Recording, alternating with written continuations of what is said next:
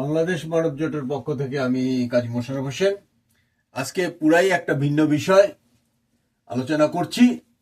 দেখা যাচ্ছে যে কিছু কিছু ওই ইন্ডিয়ান মিডিয়া বা মিডিয়া নামধারী কিছু লোক প্রচার করে যাচ্ছে যে তারা এই চট্টগ্রাম বন্দরটাকে যদি তারা নিয়ে নিতে পারে বা চট্টগ্রাম জোনটাকে যদি তারা নিয়ে যেতে পারে, তবে তাদের এই যে যে সেভেন সিস্টার্স আছে, সেভেন সিস্টারের জন্য বঙ্গোপসাগরের দিকে যেতে খুবই সুবিধা হয়।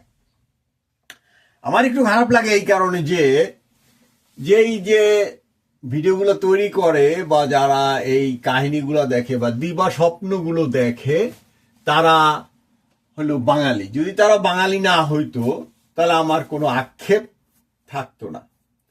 কারণ যে দিল্লির সাম্রাজ্য, এটা অবশ্যই অকুপাইড বাই প্রায় 700 বছর মোগলরা এটাকে চালিয়েছিল, এবং তাদের ওই সময়ে দেখা গেছে যে প্রায় 65% মানে 65% সেনা ছিল তাদের হিন্দু, এবং অন্যরা হয়তো মুসলমান ছিল বা অন্য জাতির ছিল।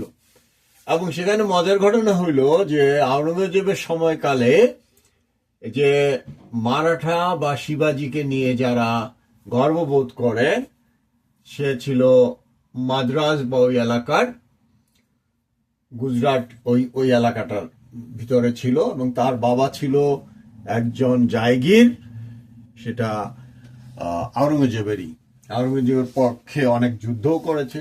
কিন্তু শিবাজি চারেই ছেলে, এবং শিবাজি যেটা করেছে যে বারবার যুদ্ধ করে করে করে করে ওই দিল্লি আওরঙ্গজেব সম্রাটকে যে একেবারে এত দুর্বল করে ফেলেছিল, যদিও তার হাতে কোনো বিজয় আসেনি, চূড়ান্ত বিজয় আসেনি, কিন্তু সে বারংবার আক্রমণ করে যেই বিশাল ভারতটা ছিল, সেই ইরানের সীমানা থেকে শুরু করে বার্মার অর্ধেক পর্যন্ত যে মহারাজ্যটি ছিল, সেই সাম্রাজ্যটিকে সে দুর্বল করে, এবং যার পরিপ্রেক্ষিতে ইংরেজদের 200 বছরের শাসন। সে যাই হোক, কিন্তু মাথায় তাদের ওই যে কুচিন্তা সেটা আর যায় না। 47-এর মীমাংসিত বিষয় নিয়ে তারা এখনো ভিডিও তৈরি করে, কিন্তু যখন বাঙালি হয় তখন আমার একটু খারাপই লাগে। এবং দেখা গেল যে এই 47-এর ভাগের পরে বাংলাদেশে অংশ বা তৎকালীন পূর্ব পাকিস্তানের অংশ থেকে তারা বিভিন্নভাবে, তারা যেহেতু আসামের যে বাংলা এলাকা এবং পশ্চিমবঙ্গের যে বাংলা এলাকা, বিহারের কিছু অঞ্চল এবং ওড়িশার কিছু অঞ্চল যেখানে বাংলাভাষীরা ছিল অনেক পূর্ব থেকেই, এই জায়গাগুলো তারা কায়দা করে নিয়ে নেয় 47-এর এই ভাগের সময়। এবং তারা এই পূর্ব পাকিস্তানে যারা ছিল, যে হিন্দু যারা ছিল, তাদেরকে বিভিন্নভাবে প্রলোভিত করে। যেমন ঝাড়খণ্ডে তারা এদেরকে পুনর্বাসিত করত ওই জমি এবং গরু টাকা পয়সা দিয়ে, এবং ওই যে তারা এরকম আসামেও তারা এগুলা করেছে, যে তারা ওই জমি দিয়েছে এবং টাকা কড়ি দিয়ে তাদেরকে এই ইস্ট পাকিস্তান থেকে তৎকালীন তারা মাইগ্রেট করিয়ে দিয়েছে সেই বাঙালি হিন্দু ভদ্রলোকদেরকে তাদের ভিটামাটি ছাড়ানোর জন্য। তারাই ছিল মুখ্যত দায়ী। এবং আন্দামান নিকোবর দ্বীপপুঞ্জেও তাদের একটি অংশকে তারা বিভিন্নভাবে প্রলোভিত করে জমি এবং মহিষ গরুর লোভ দেখিয়ে বিতাড়িত করে ফেলে। কিন্তু সেই বল্লভ ভাই প্যাটেল যে করেছে, 565টি যেগুলো মুসলিম অধ্যুষিত এলাকা ছিল, যেহেতু 47-এর পার্টিশনের পরে পাকিস্তানের যে সেনাবাহিনী সেটা একেবারেই নতুন এবং মাইগ্রেট করা ওই তৎকালীন যৌথ ইন্ডিয়া বা যুক্ত ইন্ডিয়ার থেকে তারা গিয়েছে, তাদের কাছে ওরকম অস্ত্রশস্ত্র ছিল না। তো তারা কি করলো, তারা ওদিকে তাকাইতেই পারে নাই। তার আগেই কি করলো যে বল্লভভাই প্যাটেল 565টি মুসলিম অধ্যুষিত এলাকা, যেগুলো মূলত ইন্ডিপেন্ডেন্ট ছিল বা পরে কোন দিকে যাবে, পাকিস্তানে যাবে না ইন্ডিয়াতে যাবে, এরকম অবস্থায় ছিল, সেই জায়গাগুলোকে করে কি সে দখল করে নেয় এবং আমাদের বাঙালিদেরকে শ্যামাপ্রসাদ মুখার্জি ওই সময় যে বারবার হেরে যেত একে ফজলুল হক, শেরে বাংলা একে ফজলুল হক এবং হোসেন সরওয়ার্দীর কাছে প্রাইম মিনিস্টার পদের জন্য হেরে যেত এবং ওই কলকাতার মেয়র হতেও পারতো না এই দুজনের সামনে সে। তখন তার মাথাপিতে চিন্তা ঢুকলো যে কিভাবে এই বাংলাটাকে ভাগ করা যায়। যাই হোক, ভাগ তো করলোই এবং জনগণকে বুঝাইলো যে বাংলায় যদি তারা মুসলমানরা সংখ্যাগরিষ্ঠ, কিন্তু এইখানে একটা ম্যাথে সবসময় আমি জানি হিন্দুরা ভালো হয়, কিন্তু তারা ইচ্ছাকৃতভাবে এখানে ম্যাথটায় বললো যে যদি বাংলায় মেজরিটি যেহেতু মুসলিম হয়ে গেছে সেহেতু এটাকে ভাগ করতে হবে।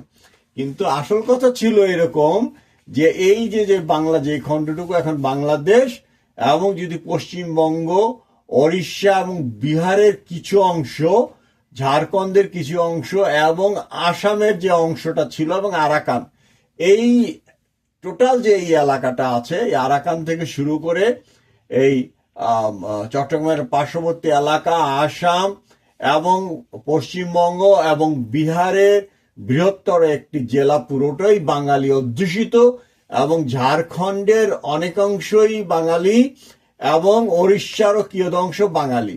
এখন কি হচ্ছে যে ইন্ডিয়ান যে সরকারটি আছে সে বারবার এদেরকে চাপের মুখে রাখে, কখনো বলে এই করব ওই করব, পাঠাই দিব বাংলাদেশে, এই সমস্ত কথাবার্তা বলে তারা একটা জটিল পরিস্থিতির সৃষ্টি করে। অথচ ওই সময়ে তারা বুঝতে ভুল করলো না অন্য কিছু কারণেই হোক, হিন্দু এবং শ্যামাপ্রসাদ মুখার্জি এবং তার দলবল করলো কি বাংলাটাকে কেটে ফেললো।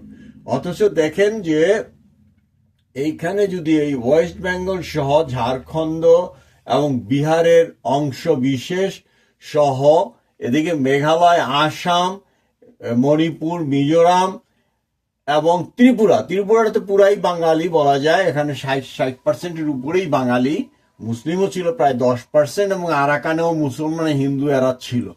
তো এই যে এলাকা, একটা বিশাল একটা বাংলাদেশ হতে পারতো, বড় একটা বৃহত্তর বাংলাদেশ হতো, সেটাকে কি করলো এই হিন্দু বাঙালিরা কি করলো, সেখানে একটা বেইমানি করলো বাংলা মায়ের সাথে।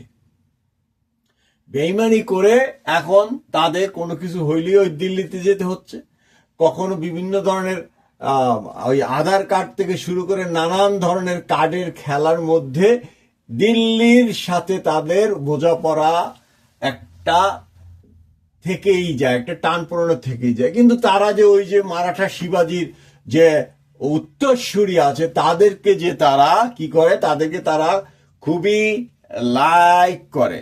এই লাইক করার কারণ তারা দাস হয়েই থাকতে চায়। আমাদের যে বাঙালি হিন্দু মহল আছে তারা দিল্লিতেও কিছু কিন্তু মাইগ্রেট হয়েছে ওই সময় 47-এ। তো তারা যেহেতু দাস হয়েই থাকতে চায় এবং পছন্দ করে, এখনো তারা অপশন দিয়ে দিতে পারে ইচ্ছা করলেই যে আমরা এই বাংলাদেশের সাথে একটা ইউনিয়ন করব, বাংলা টেরিটরি করব এবং যা হবে স্বাধীন। ধরা যাক কলকাতায় যদি 6 মাসের জন্য রাজধানী হয় আর 6 মাস থাকতে হইলো ঢাকাতে, এরকম ভাবে কিন্তু একটা বৃহত্তর বাংলার কথা অবশ্যই আমরা চিন্তা করতে পারি। কেন রে ভাই আপনারা সেই দাসত্বগিরি করবেন আর আপনাদের কোনো কাজের জন্য সেই সুদূর দিল্লিতে যেয়ে বসে থাকতে হয় আপনাদেরকে, অথচ ঢাকা বা কলকাতা আমরা 6 মাস করে করতে পারি, আমরা রাজধানীটা করতে পারি। আসেন, যদি এতই খায়েশ থাকে চট্টগ্রাম দের দিকে তাকাবেন না প্লিজ, কারণ বাংলাদেশি আমরা যারা আছি আমরা অনেক সন্তুষ্ট আমাদের বাংলাদেশ নিয়ে এবং এই নিয়ে আমাদের কোনো ইয়ে নাই, কিন্তু এদিকে তাকাইলে অবস্থা আপনাদের জন্য খুবই খারাপ আছে। আমরা কিন্তু 4 স্টার জেনারেল পালন করি, ঠিক আছে? কাজে এদিকে না তাকিয়ে বরং যাতে আপনাদের সুবিধা হয় সেই চেষ্টাটা করেন। এই যে এদিকে অন্যান্য যে সমস্ত প্রদেশগুলো আছে আপনাদের ছোট ছোট প্রদেশ, আমরা অনেক কমে আপনাদের রাজধানীর ফ্যাসিলিটি থেকে শুরু করে বৈদেশিক বাণিজ্যের সুযোগ সুবিধা অনেক অনেক কমে দিব, দরকার হয় ফ্রিতে দিব, কিন্তু আমাদের সাথে ইউনিয়ন অফ বাংলাদেশে যোগদান করেন। অথবা ইউনাইটেড বেঙ্গলে যোগদান করেন।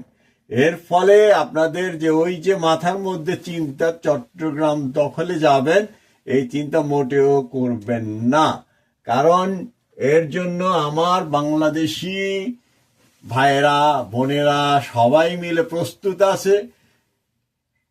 যত বড়ই দাপট দেখান বা যত বড়ই সেই মহিষের মতো হাতির মতো বড় দেখান, কিন্তু বাংলাদেশ কিন্তু একটি বিশাল শক্তি।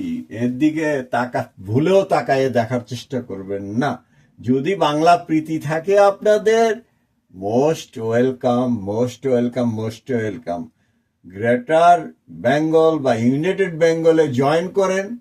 আপনারা আপনাদের মতো থাকলেন, কিন্তু আমরা আপনাদের যা কিছু আছে আপনাদেরকে অবশ্যই ভাইয়ের মতোই দেখবো। আমরা দেখতাম, কিন্তু আপনারা আলাদা হয়ে গেছেন। আপনারা এক গ্লাসের পানি খেতে পারেন না, এক জায়গায় বসতে পারেন না। তা দোষটা তো আপনাদের ভাই, আমাদের তো না। আমাদের কেন দোষ দেন? হ্যাঁ, কাজেই আপনারা এদিকে তাকাবেন না কখনো। এই চট্টগ্রাম পোর্ট ঠোঁট দখল করবেন না, কি করবে সে চিন্তা বাদ দেন। বাদ দিয়ে বরং আপনাদের সুবিধার্থে, কারণ আপনারা অত দূরে কেন যাবেন? 6 ঘন্টার জার্নিতে বাংলাদেশে আসবেন, ভিসা লাগাবেন, লাগাবেন। কাজেই ইউনাইটেড বেঙ্গলের দিকে এগিয়ে যেতে চেষ্টা করেন। আপনি দেখেন না, আপনার পশ্চিমবঙ্গে যেখানে আপনার মাথা পিছু আয় হলো 1,54,000, সেখানে বাংলাদেশের মাথা পিছু আছে 2,24,000। তারপরে মেঘালয়ের অবস্থা তো আরো করুন, 1,36,000 আছে মাত্র। অসমে আছে 1,20,000 মতো। তারপরে আপনার আগরতলা আছে 1,17,000 মতো। মিজোরামে একটু ভালো আছে 2,15,000 মতো। কিন্তু দেখা যাচ্ছে যে সবখানেই বাংলাদেশের মাথায় পিছু আয় কিন্তু অনেক বেশি আছে। হ্যাঁ, আপনাদের গুজরাটে বাংলাদেশের চেয়ে একটু বেশি আছে, বাট এখন আপনারা গুজরাটকে রাজধানী বানিয়েছেন, সেখানে প্রায় 3 লাখ টাকার মতো মাথা পিছু আয় আছে। বাংলাদেশ এখন সব দিক থেকে এগিয়ে চলছে। কাজেই ইউনিয়ন অফ বাংলাদেশে অবশ্যই আপনারা যোগদান করতে পারেন, সেই চিন্তাই করেন, সেটাই বরং ভালো হয়। এই যে এখানে দেখছেন যে ওড়িশার যে অংশটা আপনার বাংলা ভাষাভাষী আছে, ঝাড়খণ্ডের যে অংশটা বাংলা ভাষাভাষী আছে, বিহারের যে অংশটা বাংলা ভাষাভাষী আছে, হ্যাঁ, এবং কি বলে এটাকে, পশ্চিমবঙ্গের পুরাটাই, সাথে আপনার ত্রিপুরা এবং আসাম, সেখানেও বাংলা। তার বাইরে যেটুকু থাকলো ওটা ইন্ডিয়ার সাথে যদি তারা থাকুক, অথবা তারা যদি ইন্ডিপেন্ডেন্ট হয়ে যেতে চায়, কারণ তাদের অনেক অনেক লোক এখন বর্তমানে খ্রিস্টান, এবং এই খ্রিস্টান যে তারা বানিয়েছে 47-এর পর থেকে এই সমস্ত এলাকাকে লক্ষ্য করে, তারও একটা উদ্দেশ্য আছে পশ্চিমা বিশ্বের। কাজেই সেদিকটার দিকেই বরং একটু তাকানোর চেষ্টা করেন। বাংলাদেশের দিকে ভুলেও তাকাবেন না, তাতে সমস্যা আরো বেড়ে যেতে পারে। আর যদি মনে করেন বাঙালির একত্বতা প্রকাশ করতেই চান, তবে অবশ্যই আপনাদের যে গভর্নমেন্ট আছে ইন্ডিয়াকে জানিয়ে দেন যে আমরা তোমাদের সাথে অত দূরে থাকবো না, কারণ তোমাদের সাথে থাকলে মাথা পিছু আয় কম হয়, আমাদের ওই ক্যাপিটালে যেতে খরচ বেড়ে যায়। কাজেই আসুন, সুন্দর চিন্তা করুন। এই বৃহত্তর বাংলার সাথে থাকলে আপনাদেরই লাভ। আমাদের সাথে আসলে আমরা না বলবো না, কিন্তু আমরা কি বলে, আমরা এটার জন্য কোনো প্রকার চেষ্টাও করব না। তবে আমাদের দিকে ভুলেও ভ্রু কুচকে তাকাবেন না। আমরা এটা বাংলার জনগণ, বাংলাদেশের জনগণ এটা মোটেও সহ্য করবে না। তাতে আপনাদের সমস্যা আরো বাড়বে, বরং কমবে না। যদি কমাতেই চান, আমাদের কোনো সমস্যা নাই। আসেন, গ্রেটার বাংলায় জয়েন করেন, ইউনিয়ন অফ বাংলাদেশ করে আমরা আসি, একসাথে থাকি। আমরা এক ভাষাভাষী মানুষ, একসাথে আমরা থাকতেই পারি। জার্মানিও ভাগ হয়ে গেছিল, তারা এক হইছে। উত্তর কোরিয়া দক্ষিণ কোরিয়া এক হওয়ার পথে। আমাদের যে কোনো বাঙালির জন্য বাংলাদেশ সবসময়ই অপেক্ষা থাকবে, এবং যা কিছু করা দরকার তাই করবে। এই ব্যাপারে কোনো আপোষ মীমাংসা নাই। আপনারা জানেন রাম এবং সীতার যে কাহিনী, সেটাও একটু না বললে হয় না। এখানে রাম কিন্তু ছিল ওই যে ওই এলাকার, ওই শিবাজির ওই এলাকাতে, আর আমাদের সীতা দেবী এই বিহার বা মনে করেন যে নেপালের নিচের দিকে, মানে নেপালের সাউথের কোথাও এই জনকের কন্যা যে সীতা দেবী আমাদের, হ্যাঁ, আমাদের মায়ের মতো, তার সাথে বারবার এই রাম যে ওনার স্বামী, এখন স্বামী হলে তো একটু ইয়ে করতে, শ্রদ্ধা দেখেই বলতে হয়, কিন্তু জীবনেও সে করেছে কি সীতা দেবীর সাথে কিন্তু ভালো আচরণ করেনি, ভালো আচরণ করেনি। কখনো বলেছে তার পেটের বাচ্চা এটা কোত্থেকে আসলো, কখনো বলে সে তার নিজের স্ত্রীকে রক্ষা করতে পারে না, কখনো বলে যে রাবণ কেন আমার বউকে নিয়ে গেল, এটা তো অসত্যি, তাকে আগুনে পোড়া দাও, পোড়া দিয়ে দেখো কি হয় না হয়। তারপরে একটা গল্প বানায় দিল যে এই সীতা দেবী আগুনে কি পাহাড়ের গুহার মধ্যে আত্মহুতি দিয়েছে। এখন আত্মহুতি দিয়েছে না, ওই রাম, এই দুর্ধর্ষ রাম তাকে 7 টুকরা করে আমাদের সীতাকুণ্ডে 1 টুকরো ফেলে দিল, মেঘালয়ে 1 টুকরা ফেলে দিল, আসামে ফেলে দিল, অন্যান্য জায়গায় তার দেহ এত নৃশংস। আমার তো মনে হয় যে এই কাজটি রাম বা রামের অনুগত কোনো অনুচরকে দিয়ে করানো হয়েছে, যে সীতা দেবীকে 7টি টুকরা বা আরো বেশি টুকরা করে বিভিন্ন জায়গায়, সে এত নৃশংস ছিল যে বিভিন্ন জায়গায় ছড়িয়ে দিয়েছে। হ্যাঁ, হতেও পারে সেটা সে সীতাকুণ্ডে এক খণ্ড পাঠিয়েছে, আসামে পাঠিয়েছে, মেঘালয়ে পাঠিয়েছে, অন্যান্য জায়গায় সে এরকম করতেই পারে। কাজেই আমরা যে এই সীতার অঞ্চলের লোক, আমরা কিন্তু অনেকটাই নিরীহ প্রকৃতির এবং মিলমিশ করে ভালোবাসা করে থাকতে চাই।